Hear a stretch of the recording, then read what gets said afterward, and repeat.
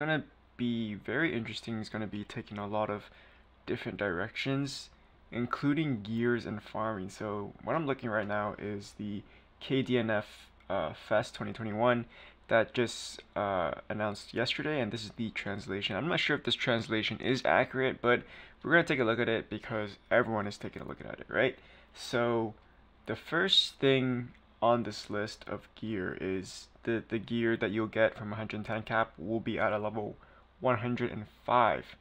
So that's pretty interesting right off the bat because this kind of alludes to where the beginning of 110 cap you'll be dropping 105 gear, but I assume that in the future or the second half of 110 cap, there's going to be pieces that can drop at I level 110. So does that make like 105 gear like irrelevant, or is it kind of like a stepping stone to getting 1010 gear? Because there's another bullet here that says engraving and inheriting is still accessible. So 105 gear might just be like the new uniques, the new legendaries, and then in the second half of 110 cap we're going to be introduced to epics, or even a higher tier of epics like mythics, or another specific 1010 cap type of rarity, right? So that's pretty interesting how they kept a how they introduced a lower eye level than the actual cap level. You know what I mean? So yeah, there could be some interesting things that will be releasing in the future. Is 105 gear, which is going to be the second bullet. It says freedom of setup. So basically, you're going to have no set effects. So basically, you're going to have no set effects. So the current epics we have right now, you need like a 5-piece, a 6-piece, a 3-piece to get set effects, get extra bonuses. But apparently, the new 105 gear you don't need set effects. So it's going to be all the damage modifiers, all the new skills or whatever modifiers are going to be on just single pieces. Now I'm wondering how many single pieces are there going to be, or is it going to be customizable, or what kind of pieces are going to drop. And if I were to take a guess, it would be much like Econ gear. So Econ gear is something we got in, I think, level 95 cap or level 90 cap, where all the pieces are, identical. They're basically identical. The only difference is it was a different armor type, like cloth, leather, light armor, heavy armor, plate. And what you could do with those pieces is you can change the modifiers of the single pieces into kind of whatever you want, So this is my first. So yeah, this is my first guess. I'm pretty. So this is my first guess. This is kind of what it sounds like. You're gonna have like econ pieces where you have a set uh, 9 slot pieces that would drop, but the type of armor will be different, light armor, heavy armor, blah blah blah. But you can use whatever piece you want, and you can change the modifiers on it. And well, change the modifiers in it. And well, that gets to my third point. So yeah, that's kind of weird. That's kind of hypocritical to the second bullet, because the second bullet you don't need set effects, you only need single pieces. But those single pieces will all have just damage increase modifiers. So I'm wondering how these pieces are going to differentiate between another if you can't really customize per se. There's probably some unique stuff like, oh, your level 75 skills will, increase by X% or something like that. But if all the modifiers are just going to go into one modifier called damage increase, how can we really customize, those single pieces, especially if they have no set effects and and all those things, right?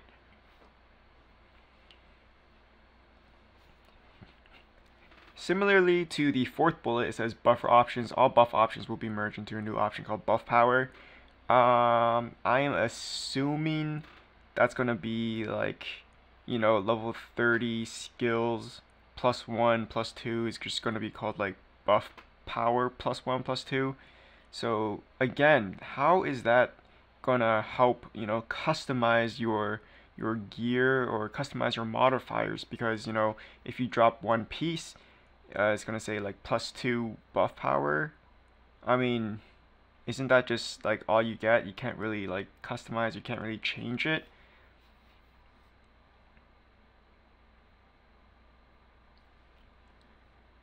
So yeah, it is interesting. It seems like we're going into a direction where, you know, everyone is gonna have basically the same gear and the same modifiers because everything is just under one modifier now. And so the real meta is maybe the quality of maybe it's the quality of how much modifiers you get. So I'm feeling there's going to be some RNG aspect where, you know, one gear is going to say, okay, you get +5% buff power, but then you can like re-roll it to like a +6% buff power or something like that. I think that's or something. I think that's or something. That's what I'm getting with all this merging into, you know, just one modifier, and then there's really no customizability, and then there's only single pieces and there's no set effects. So yeah, I think that's just gonna be some more increase. So yeah, I think the meta for, you know, more damage, more buff is just gonna be it's gonna all come down to just how much percentage or how much modifier you can get of that damage increase or that buff power. But then here, the fifth bullet says other options. So this is the really interesting part. There will be new other options. For example, increased cooldown reduction rate when enemies in a groggy phase. Some pieces will have fixed effects. Others will have changeable options.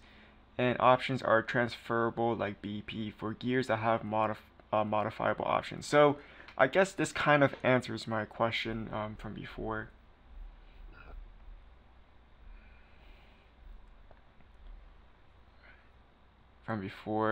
The customizable stuff will be actually these you know, quote unquote new other options. So, you know, increase cooldowns. You know, there's probably going to be some kind of talisman effects as well, just like X-Road shoes. You know, like level 75 skills will have more damage.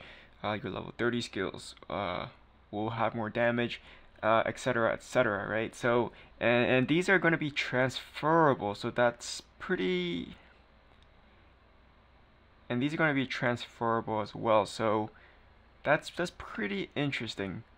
What I'm guessing here is there's going to be so what I'm guessing here is when you're farming, this one piece of gear that will drop is going to be the same kind of, you know, piece for everybody, but the modifiers or the options will be different.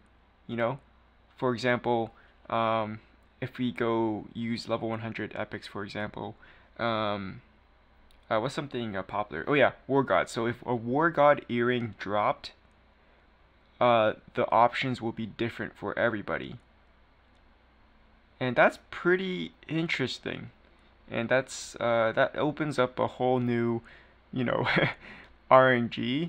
I don't really want to say, you know, more RNG or less RNG, but there's going to be a different path of RNG to, you know, min-maxing your gear. So that's going to be pretty interesting. So yeah, that's going to be pretty interesting. Sixth bullet, option growth. New legs and epics will have a variety of options that gain EXP and level up.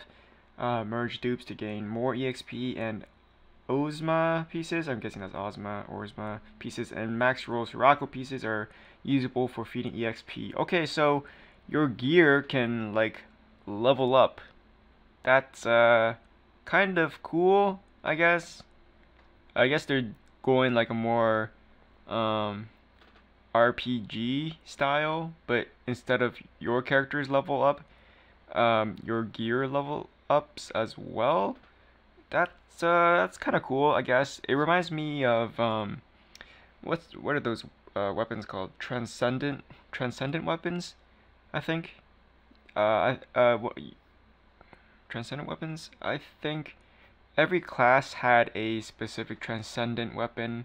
I'm sorry if it's not transcendent weapon, but that's kind of what I only think of right now. But yeah, transcendent weapons can level up as you kill mobs or beat dungeons, and then your modifiers will be increased when your transcendent weapon increases as well. So there's probably going to be a cap, maybe maybe like level 7, maybe level 8, level 10 or whatever, but there's going to be a cap on how much modifiers you can get.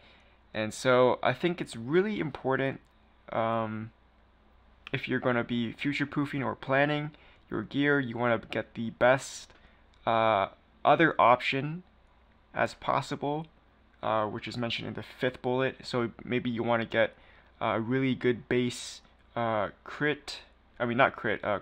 reduction, and then as your gear levels up, your cooldown reduction will be increasing along with your gear. So that's pretty interesting, and that really promotes like farming dungeons and stuff, right? So yeah, it could be really fun, really cool, and if it promotes parties and teens as well, that's also a good thing, because partying in this game is pretty lacking for dailies and stuff like that. So maybe there's some kind of like mini boss, and you need like a 4-man team to increase your armor or your weapon, and those bosses can drop a variety of gear for everybody. So that could be interesting. Bullet 7, weapons. 2 different weapon types of each kind, one with high damage and one for improving your skills, similar to Chronicle gear or Talisman shoes. Drop rate of your own weapon will be much higher compared to others. Okay, so this goes in.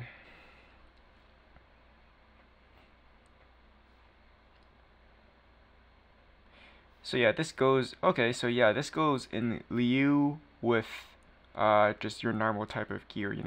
It depends on what kind of other options you can get for your gear, and I guess the same goes for your weapon. You can get some more damage modifiers, or you can get some other quote-unquote changes like cooldown reduction, etc, etc, right? Okay, so the 8th point, usage for gears depending on their grade. Rare will take over Get Unique's role. Uniques will be similar to legs or legendaries. Let me see. Legendaries will be same power as the customizable epics, and mythics and pals, product of wisdoms. They will be strong in single pieces as well, because they'll be usable in place of the 105 pieces. Yeah, I'm not sure what this is talking about. Is this talking about the new gear, or is this talking about the old gear in level 100 cap, and it's going to be, getting a significant power boost to match 105 gear? Yeah, I'm not really sure about this, so I really have no comment, except for this last line here, the mythic and product of wisdoms. Yes, so we're going to have 105 level gear that has no set effects, and so single pieces are going to be basically the meta, and you want really good single pieces like cooldown reduction or high modifier. So mythics and product of wisdoms are already single pieces in level 100 cap gear, so they're going to be really good in 105 gear, especially since you don't need to combine them with any kind of set effect, and because damage modifiers are going to be combined into one damage modifier. Pals and mythics are just going to be a nice single piece to increase your overall damage. So yeah, keep your mythics, keep your product of wisdoms until maybe we get 110 gear, where everything just gets power creeped. So yeah, mythics and pals will still be usable, so that is a very good thing. Bullet here, inherit and engraving maintained. Yeah, I mentioned that already. That's going to be really good. 100 gear, you can, convert it to 105 gear, but 105 gear, but not options or not changes maintained. So yeah, that's gonna be very good. Inheriting engraving just means you can keep your reinforcement level, you can keep your amplification, and you can transfer it over to another piece of gear. So yeah, that's always a welcomed feature that they should always keep. You know what I mean? If they get rid of that, that's gonna enrage a lot of whales, or a lot of people, because you spent so much gold, you spent so much resources to plus 12 amp a piece of gear, for example, and then oopsie, new level 110 cap, you can't use those plus 12 amps anymore. That's gonna kill a lot of people playing the game. So yes, keep inheriting and engraving in the game. Gear rebalancing can happen more often than before to prevent crazy setups. Okay, that's just saying the developers of DFO, there's going to be more patches and there's going to be more gear rebalancing throughout the entire 1010 cap, just to keep everything in check. Yeah, that's cool. That's pretty stable, or that's a pretty staple in most games. So yeah, that's cool. CDR cap, cooldown reduction cap, will be capped to 70% on all skills. So 70% on all skills. So because they mentioned there's going to be a cap of 70%, that just means to me that the ultimate min-max of these new gear, you want to hit 70% cooldown reduction, and then you can work on your damage modifiers. So them introducing 70% is a pretty clear giveaway that you do want to maximize as much cooldown as you can, and then you can focus on damage modifiers. So that's really cool. 70% cooldown reduction is kind of crazy. That's like a lot of cooldown reduction. So for example, you're gonna be doing like a dragon kick with your striker, and that normal cooldown is gonna be 30 seconds, right? Bam, 70% off of 30. What is that? 21. So your dragon kick's gonna be 9 seconds. What the heck? 9-second dragon kick? Yo, this is kind of crazy. I'm wondering how the bosses and how the new sandbag rotation is gonna be like, cause you're gonna be breaking your fingers with 70% cooldown reduction, especially with classes like, for example, oh my god, dude, I just thought of Dark Knight. 70% cooldown reduction with Dark Knight. Oh my god, your fingers are gonna explode. I'm guessing like Creator too, like you're gonna be clicking forever, like non-stop. I mean, yeah, so it's gonna be interesting how we can balance cooldown reduction with our damage. And even if 70% is the cap for cooldown reduction, maybe it's not optimal to get that much cooldown, because that's kind of too much now that I think of it. So we'll have to see. Run selling, too cheap for too great of a return. Fame will limit dungeon entry, but the threshold won't be too high. I don't know what run selling means. I don't know what too cheap for too great of a return means, but it says that fame will limit dungeon entry. So I'm guessing this is talking about like people doing sell services. So for example, you're an 18,000 fame, and then a returnee or something, or a buyer wants to run that dungeon, but he's doing like 10,000 fame, and so he's gonna get blocked out of that dungeon. I guess that's what it's saying here. That is I'm not too sure about that, because a lot of people rely on selling services just to gain money and to gain an incentive to actually gear up and be the strongest or min max, right? So by blocking out the potential customers, um, that really makes it a fair playing field for everybody. Now, saying that out loud, that seems like a really good thing actually, but there's gonna be obviously a lot of people. They're gonna be pretty lazy and they don't want to put in too much time. They just want to get the dungeon, the dailies done quick, but because their gears are lacking, they won't be able to now. So this is gonna be interesting. Um, but yeah, it says it's still under consideration, so we'll have to see. We'll have to see. But if the entire player base have to reach a certain threshold, um, I feel like that's gonna, kind of kick away a lot of the new players, or maybe it motivates them. You never know. So we'll have to see how this goes. And the last bullet, no more hells and no more guide of wisdoms. You're gonna be farming epics in regular dungeons. So yeah, this goes into Liu, what I said before, where it might promote party team playing, which is really good. So 4 people in a party, and you're gonna be fighting some bosses in regular dungeons to farm epics. So that's a really nice change because it allows you to fully maximize your fatigue. It engages you more into DFO by doing dailies and stuff like that to get epics, right? So yeah, that's gonna be a really nice switch up to mindlessly farming Gao or a God of Wisdom. That oh my God, that dungeon, it's just like you're on autopilot, right? You go in, clear the 2 stages, clear the boss, and you do it in a loop for like ever. And that for me, it wasn't fun.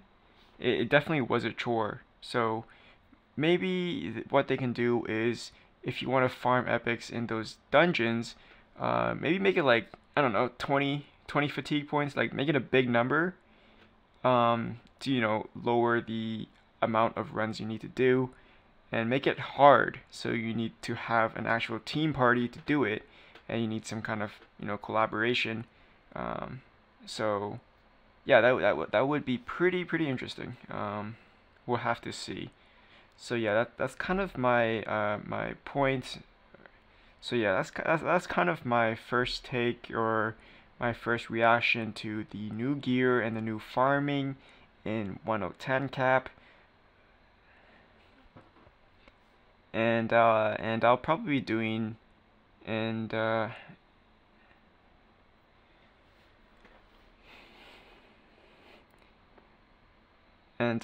probably be taking a look at the other stuff. I found like there's a new character that's really interesting. I think they released a trailer. I haven't looked at it yet, so I'll probably do a reaction on that. And there's new content stuff too, but I found that the gear and the new gear progression and the new farming was the most interesting. So yeah. So yeah, thanks for watching me. So yeah, thanks for listening to me rant for on and on. Oh man, this is a 25-minute video.